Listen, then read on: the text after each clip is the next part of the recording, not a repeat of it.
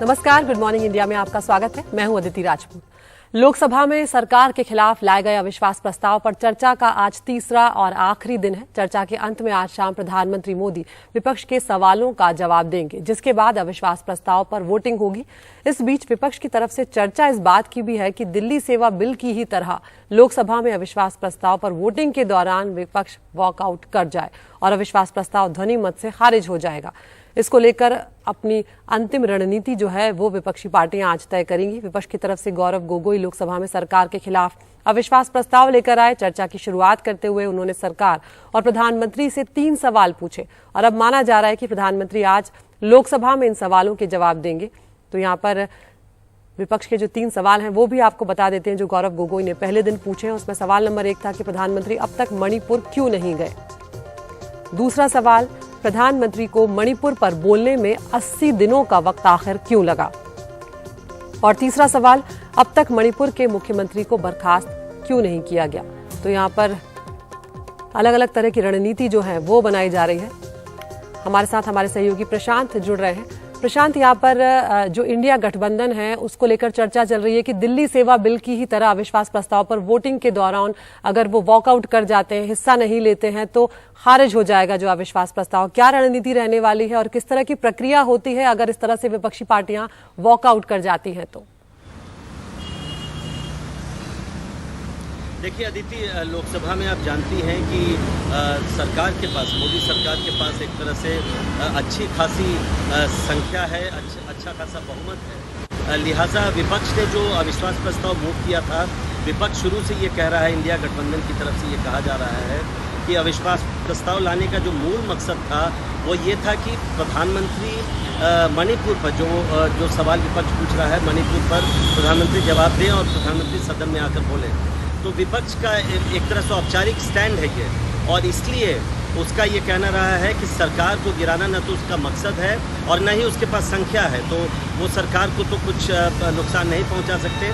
लिहाजा वो चाहते हैं प्रधानमंत्री आकर बयान दे। तो अब हमें जानकारी मिल रही है कि विपक्ष के जो गठबंधन की पार्टियां हैं उनमें से कुछ नेताओं से हमारी बात हुई है और उनका कहना है कि ऐसी चर्चा है कि आज जब प्रधानमंत्री के भाषण के बाद जिस पर वोटिंग होगी अविश्वास प्रस्ताव पर, उस वोटिंग के दौरान विपक्षी गठबंधन एक बार फिर सदन से वॉकआउट करेगा या वोटिंग में हिस्सा नहीं लेगा, जैसा दिल्ली सेवा बिल पर किया था। क्योंकि विपक्ष को पता है कि उनके पास नंबर नहीं है, मोदी सरकार के पास अच्छी खासी संख्या है, लिहाजा वो अविश्वास प्रस्ताव आसानी से लोकसभा में खारिज हो जाएगा। तो इस पर अंतिम निर्णय या अंतिम रणनीति आज संसद की कार्रवाई जब 11 बजे शुरू होगी, उसके पहले भी एक बैठक होती है आमतौर पर विपक्षी नेताओं की, उसमें भी चर्चा होगी और दिन के दौरान इस पर यह तय किया जाएगा कि आखिर वोटिंग के दौरान इंडिया गठबंधन का जो रुख है वो क्या रह गया। लेकिन अभी फिलहाल यही लग रहा है कि दिल्ली सेवा बिल की तरह ही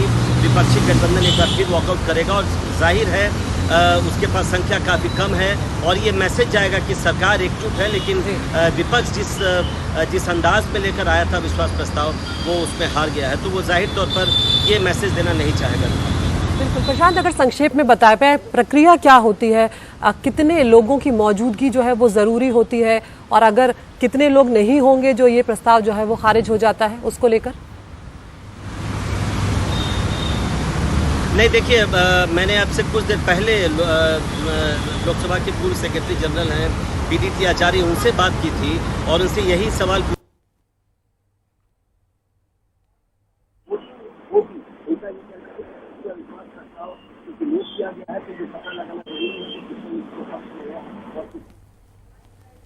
जी प्रशांत, आपकी आवाज़ हम तक ठीक से नहीं पहुंच रही, आपसे हम दोबारा यहाँ पर जुड़ेंगे। लेकिन फिलहाल संसद में आज प्रधानमंत्री का जवाब जो है वो सुनने को मिलेगा कि क्या कुछ वो जो सवाल उनसे विपक्षी पार्टियों ने उठाए उस पर वो कहते हैं मणिपुर के मुद्दे पर, और उसके बाद वोटिंग के दौरान विपक्ष की क्या रणनीति होगी ये भी धीरे धीरे सामने आ जाएगा।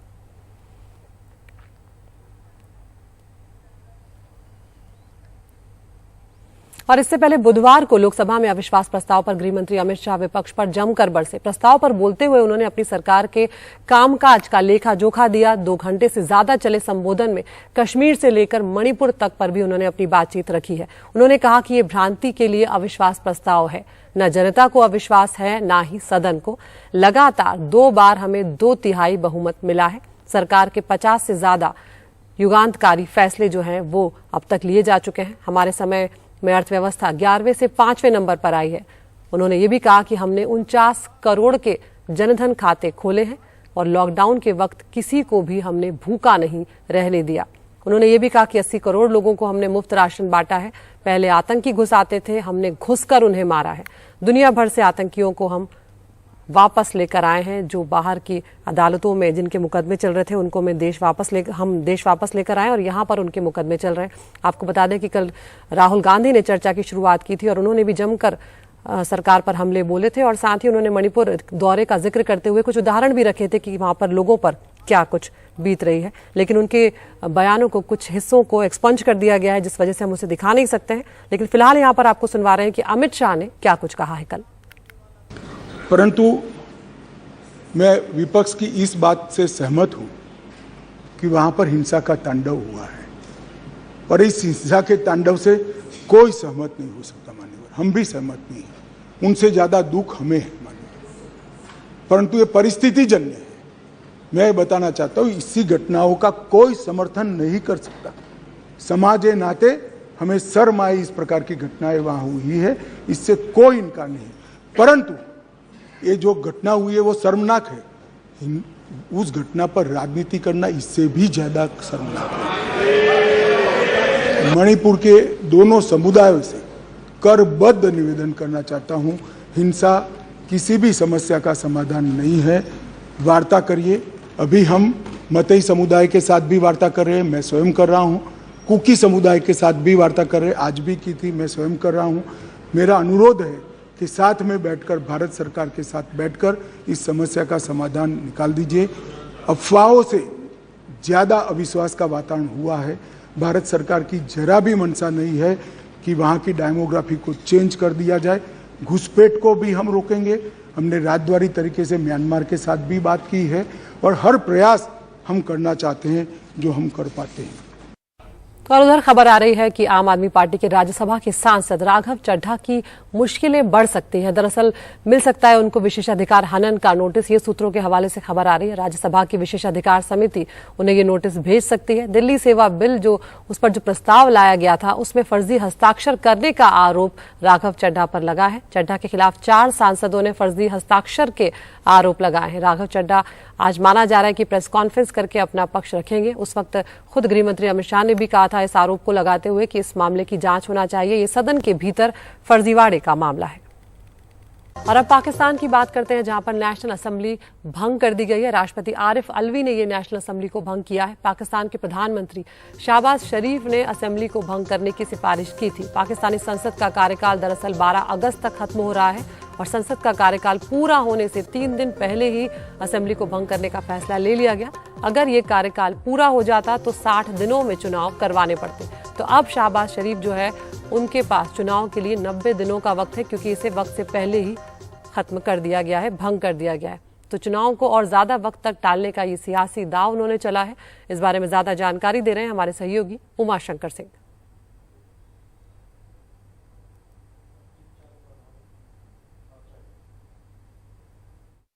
पाकिस्तान में नेशनल असेंबली भंग कर दी गई है। प्रधानमंत्री शहबाज शरीफ की सिफारिश पर राष्ट्रपति आरिफ अलवी ने देर रात नेशनल असेंबली भंग करने का फरमान जारी कर दिया। 2018 में चुनकर आई मौजूदा नेशनल असेंबली का कार्यकाल 12 अगस्त को पूरा होने वाला था, लेकिन इसे 3 दिन पहले ही भंग कर दिया गया है। इससे पहले बुधवार शाम 16 महीने तक सत्ता में रहने वाली शहबाज शरीफ सरकार की कैबिनेट की आखिरी बैठक हुई। अब बनने वाली कार्यवाहक सरकार के पास पाकिस्तान में चुनाव कराने के लिए 90 दिनों का वक्त होगा। असेंबली अपनी मियाद पूरी कर भंग होती तो 60 दिन के भीतर ही चुनाव कराने होते, यानी कि 3 दिन पहले भंग कर चुनाव के लिए 30 दिन का अधिक वक्त ले लिया गया है। अब कायदे से 9 नवंबर तक चुनाव हो जाने चाहिए, लेकिन एक और पेंच है जो पाकिस्तान में चुनाव में देरी करा सकता है। 2023 की जनगणना रिपोर्ट को मंजूरी मिल गई है और इसके आधार पर सीटों का परिसीमन होना है। चुनाव आयोग को यह काम पूरा करने में कम से कम 4 महीने का वक्त लग सकता है।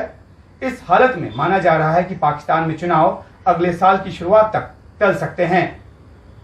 2018 के चुनाव में जीत कर आए इमरान खान को 2022 में अविश्वास प्रस्ताव में हार के बाद सत्ता छोड़नी पड़ी। तोशाखाना भ्रष्टाचार के मामले में पूर्व प्रधानमंत्री इमरान खान जेल भेजे जा चुके हैं। उन पर 5 साल तक चुनाव न लड़ने की पाबंदी भी लग चुकी है।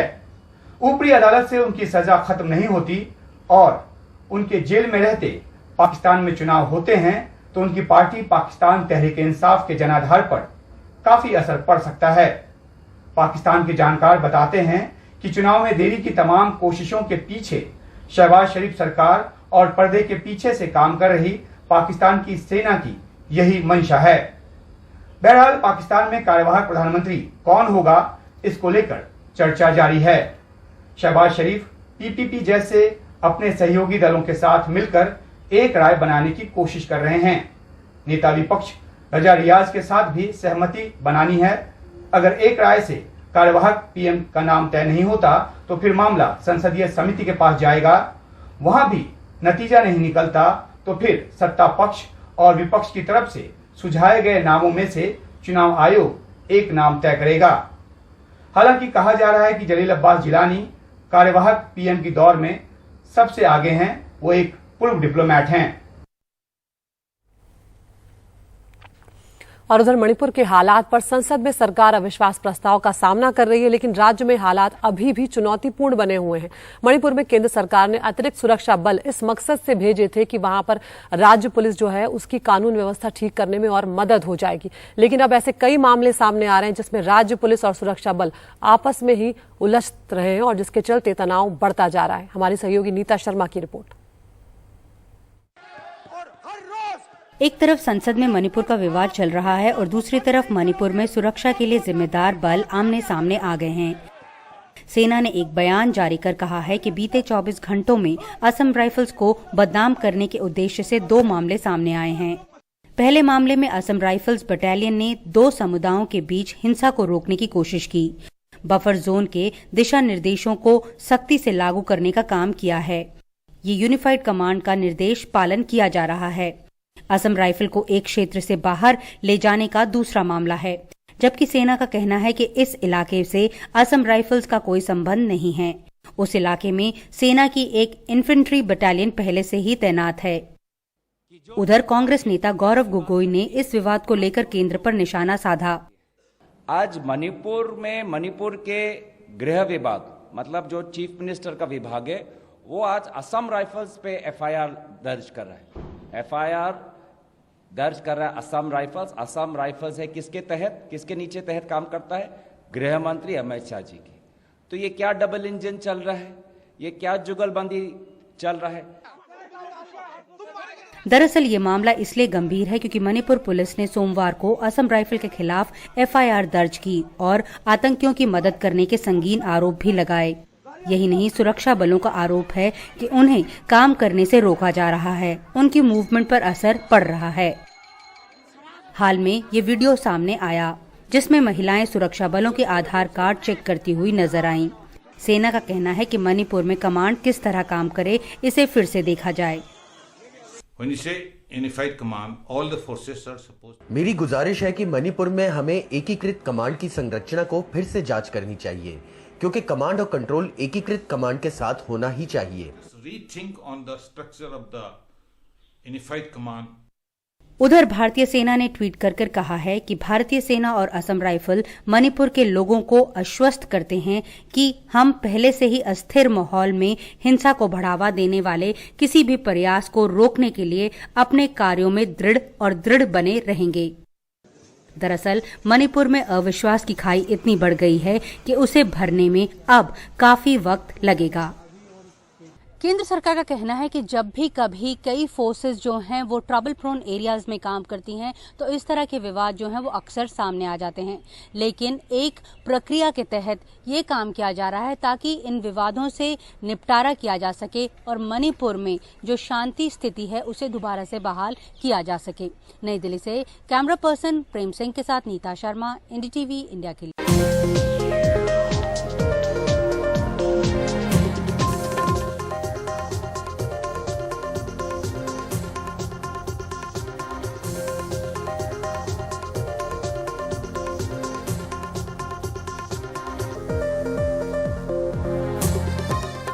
लोकसभा चुनाव में थोड़ा वक्त है और अब बहुत सारे नए राजनीतिक समीकरण जो हैं वो बनते बिगड़ते देखने को मिलेंगे। तो गुजरात से लेकर ये सवाल उठाया जा रहा है कि क्या बीजेपी के गढ़ गुजरात में इंडिया गठबंधन के तहत कांग्रेस और आम आदमी पार्टी मिलकर लोकसभा चुनाव लड़ेंगे। आम आदमी पार्टी साफ तौर पर यही कह रही है, लेकिन कांग्रेस हमेशा की तरह फिलहाल अपने पत्ते खोलने को तैयार नहीं है। एक रिपोर्ट दिखाते हैं। बीते साल गुजरात की नई स्टेट पार्टी और फिर इसी के चलते देश की राष्ट्रीय पार्टी बनी आम आदमी पार्टी और गुजरात और देश की मुख्य विपक्षी पार्टी कांग्रेस। क्या आगामी लोकसभा चुनाव ये दोनों पार्टी मिलकर लड़ेंगी? आम आदमी पार्टी का दावा है हाँ, इंडिया गठबंधन के तहत ऐसा ही होगा। स्पष्ट तौर पर माना जा रहा है कि इंडिया गठबंधन गुजरात में भी लागू होगा और हम गुजरात में भी इंडिया गठबंधन से सीट शेयरिंग से चुनाव लड़ने वाले हैं। और मैं दावे के साथ कह सकता हूं कि यही अगर ठीक से चला और होगा तो भाजपा गुजरात में 26 में से 26 लेकर नहीं जाएगी। गुजरात में भी हम इंडिया गठबंधन से लड़ेंगे और उसमें आम आदमी और कांग्रेस हालांकि कांग्रेस अभी अपने पत्ते नहीं खोल रही। कांग्रेस के मुताबिक ये जल्दबाजी में दिया हुआ बयान है। कांग्रेस पक्ष की कोई भी गठबंधन की बात हो या कोई भी सीट शेयरिंग की बात हो, वो सारे निर्णय लेने की सत्ता किसी भी प्रदेश कक्षा पर किसी को भी नहीं है। प्रदेश अध्यक्ष हो या और कोई नेता हो, जिन्होंने निवेदन दिया है वो हमने भी आपके माध्यम से सुना है। कोई भी गठबंधन की घोषणा या तो राष्ट्रीय नेतृत्व करेगा या फिर इंडिया अलायंस करेगी। हालांकि पिछले चुनावों के नतीजे देखे जाएं तो दोनों पार्टी मिलकर बीजेपी को कितनी कड़ी चुनौती दे पाएंगी ये कहना मुश्किल है। गुजरात में लोकसभा की 26 सीटें हैं। बीते 2 चुनावों से सभी 26 सीटें बीजेपी जीत रही है। 2019 लोकसभा चुनाव में बीजेपी ने 62% से अधिक वोट लेकर राज्य की सभी लोकसभा सीटें जीत ली थी। कांग्रेस को 32% वोट हासिल हुए थे। आपका कोई खास अस्तित्व नहीं था। जबकि 2022 के विधानसभा चुनावों में बीजेपी ने 52.5% वोट के साथ 156 सीट जीतकर रिकॉर्ड बनाया, जबकि कांग्रेस को 27.28% वोट मिले और 17 सीटें मिली, जबकि आम आदमी पार्टी ने 12.92% वोट हासिल करके 5 सीट जीत ली थी। पिछले विधानसभा चुनाव में कांग्रेस और आम आदमी पार्टी के वोट मिलकर भी 40.2% होते हैं, जो बीजेपी के वोट शेयर 52.5% से बहुत कम हैं। हालांकि हर चुनाव अलग होता है। पिछले चुनाव के आधार पर अगले चुनाव के नतीजे नहीं निकाले जा सकते, लेकिन जिस तरह से बीजेपी ने गुजरात को अपना अभेद्य दुर्ग बनाया है, उसे देखते हुए आज के हालात में तो यही कहा जा सकता है कि विपक्षी पार्टियों के लिए मिलकर भी बीजेपी को गुजरात में हराना बहुत मुश्किल है। अकेले लड़ने की तो बात ही क्या है। हिमांशु शेखर के साथ मैं शरद शर्मा, एनडीटीवी इंडिया। टमाटर की आसमान छूती कीमतों ने भले ही आपका बजट और आपके किचन का जायका बिगाड़ा हो, लेकिन किसानों की तो लॉटरी लग गई है। देश में कई किसान अब करोड़पति बन गए हैं। टमाटर की वजह से करोड़पति बनने वालों में एक नया नाम जुड़ा है, कर्नाटक के राजेश का, जो बाइक की जगह एसयूवी खरीदने जा रहे हैं और साथ ही में अपने घर बसाने का सपना भी पूरा करने वाले हैं। हमारे सहयोगी निहाल किदवई की रिपोर्ट। चामराजनगर के लक्ष्मीपुरा में 12 एकड़ में फैला राजेश का टमाटर फार्म। खेत में राजेश मजदूरों के साथ व्यस्त है। बम्पर फसल ने राजेश और उसके परिवार की किस्मत बदल दी। कितना कमाया ये तो राजेश नहीं बता रहे, लेकिन अब वो अपना घर बनवाने जा रहे हैं। साथ में एक एसयूवी खरीदना चाहते हैं, फिर अपना घर बसाएंगे। सबसे पहले घर का काम करेंगे, उसके बाद एक कार खरीदूंगा और फिर शादी करूंगा। अभी शादी के लिए कोई लड़की देखी नहीं है, लेकिन इतना कहना चाहता हूं कि टमाटर से हुई बम्पर कमाई से हमारी जिंदगी बदल गई है। राजेश के खेत में चहल पहल काफी है। मौसम ने भी थोड़ा साथ दिया तो टमाटर की रिकॉर्ड तोड़ पैदावार ने पिछले सालों में हुए नुकसान की न सिर्फ भरपाई की, बल्कि उन्हें धनवान किसानों की श्रेणी में ला खड़ा किया। इतनी कमाई आज तक नहीं हुई। पिछले 3 साल में जो उत्पादन हुआ और जो इस साल हुआ, उसका हिसाब ही अलग है। इतने सालों में अब तक जो भी तकलीफ पाई हमने, इस साल हम सब बहुत ही खुश हैं।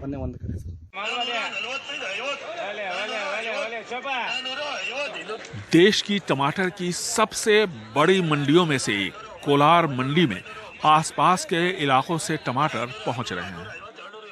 टमाटर की बढ़ती मांग और कीमत की वजह से इस कोलार से टमाटर चेन्नई ले जा रहे एक ट्रक लोड को ड्राइवर ने रास्ते में ही बेच दिया। हालांकि वो पकड़ा गया।